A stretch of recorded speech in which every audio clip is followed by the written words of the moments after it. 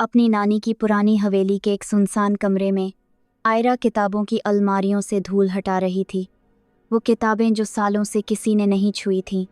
तभी उसकी उंगलियां एक खास किताब पर रुकीं, काली जली हुई, मानो आग ने उसे छू लिया हो। उसके कवर पर उकेरे हुए शब्द थे, ना खोलना वरना वो जाग जाएगा। उसे वो किताब वहीं छोड़ देनी चाहिए थी, पर उस किताब ने जैसे उसे आवाज़ दी। उस रात बारिश खिड़कियों पर हड्डियों की तरह टूट रही थी। बिजली गरजी और कमरे में एक पल के लिए सब कुछ चांदी जैसा चमक उठा। किताब खुद ब खुद खुल गई। उसकी रीढ़ से एक गहरा लाल धुआं उठा, जो धीरे धीरे हवा में घूमते हुए एक इंसानी रूप में ढलने लगा, लंबा, रहस्यमयी, जिसकी आंखों में जलते अंगारों की तरह सदियों का दर्द था। ज़ेर, एक जिन्न, वो जो वक्त की भूल भुलैया में कैद था। उसने हमला नहीं किया, बस आयरा को देखा, जैसे वो उसे पहचानता हो। आयरा का दिल धड़कने लगा। डर था, पर उस डर के भीतर छुपा था कुछ और, एक अजनबी सी पहचान। ज़ेर की आवाज़ गहरी थी, जैसे दूर कहीं नगाड़े बज रहे हों।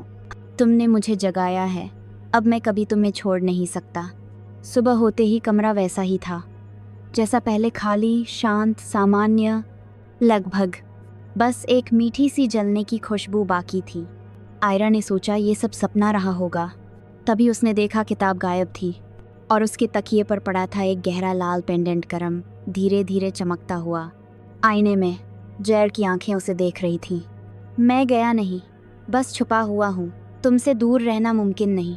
डरी हुई लेकिन भीतर से खिंची हुई आयरा अपनी नानी अमीना के पास गई। अमीना की आवाज़ कांपती थी जब उन्होंने कहा, ये किताब मेरी माँ ने सील की थी, उसमें एक जिन्न था। ज़ेर, तुमने उसे छू लिया है आयरा, अब वो तुम्हारा हिस्सा बन गया है। आयरा ने कहा, लेकिन वो बुरा नहीं लगता। नानी की आंखें भर आईं। यही खतरा है, ज़ेर बुरा नहीं है, वो प्यार करता है, और जब कोई जिन्न मोहब्बत करता है तो कभी छोड़ता नहीं। नानी के पुराने संदूक में आयरा को एक पुरानी फ़ोटो मिली। एक लड़की बिल्कुल आयरा जैसी मुस्कुरा रही थी, पर उसके पीछे धुंध में एक चेहरा छिपा था, एक जिन्न का चेहरा, लाल आंखों वाला। अमीना ने धीरे से कहा, वो मेरी माँ थी, उसके जिन्न का नाम भी ज़ेर था।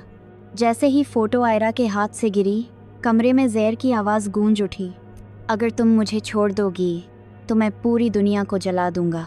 उस रात आयरा चांदनी के नीचे ज़ेर से मिली। इस बार वो एक इंसान की तरह दिख रहा था, सुंदर, रहस्यमयी, मगर उसकी त्वचा से गर्मी उठ रही थी जैसे आग का कोई पिंजरा। उसने आयरा को ऐसे देखा जैसे वो उसका इकलौता आसमान हो। मैं तुम्हारा हूँ और तुम मेरी। मोहब्बत में अब कोई दूरी नहीं बची। आयरा का दिल ज़ोरों से धड़क रहा था। मैं तुम्हें समझना चाहती हूँ ज़ेर, लेकिन मैं अपना दिल नहीं खोना चाहती। ज़ेर का चेहरा उदास हो गया, फिर भी मुस्कुराया। तो मैं ही तुम्हारा दिल बन जाऊंगा। कहीं दूर एक पुरानी लाइब्रेरी के खंडहर में एलेना जिन्नों की एक प्राचीन पांडुलिपि पढ़ रही थी। तभी हवा ठंडी हो गई। एक आवाज़ उसके पीछे फुसफुसाई, तो तुम वही हो जिसे ज़ेर ने चुना है। वो पलटी, पीछे कोई नहीं था। रात को ज़ेर आग में घिरा हुआ प्रकट हुआ। वो तुम्हें ढूंढ चुका है। कौन? एलेना ने पूछा। मालिक, ज़ेर ने गुर्राते हुए कहा, एक जिन्न जो मुझसे मेरी मोहब्बत छीनना चाहता है। रात के आईने में दरार पड़ी। मालिक का चेहरा उभरा, काला, भयानक। ज़ेर को छोड़ दो, वो फुसफुसाया।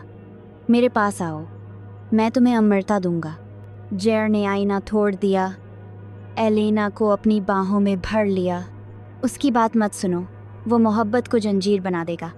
अब एलेना दो आगों के बीच खड़ी थी, दो जिन्न, दो वादे, एक दिल। दुनिया के बीच की जगह में एलेना आग के घेरे में खड़ी थी। बाईं ओर ज़ेर, दाईं ओर मालिक। एक रहस्यमयी आवाज़ गूंज उठी, एक तुम्हारा दिल चाहता है, दूसरा तुम्हारा भविष्य। चुनो। ज़ेर ने हाथ बढ़ाया। मैं तुम्हारी आत्मा की रक्षा करूंगा। मालिक मुस्कराया। मैं तुम्हारी ताकत को जगा दूंगा। एलेना ने कहा, मैं किसी की नहीं हूँ, लेकिन मैं खुद तय करती हूँ कि किसे खुद को दूंगी।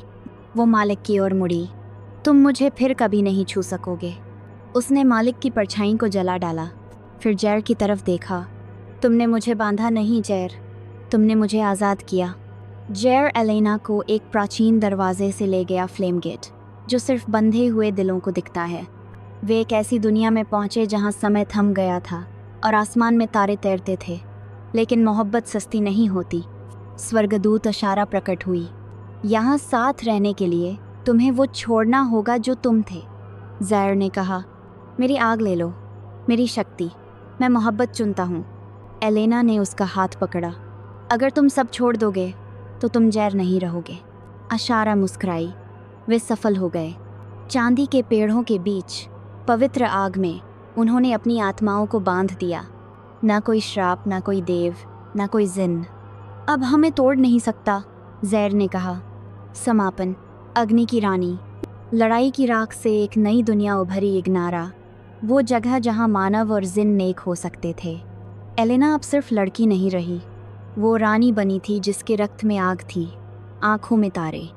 जैर उसके साथ खड़ा रहा, उसका साथी, उसका रक्षक, उसका शाश्वत प्रेम।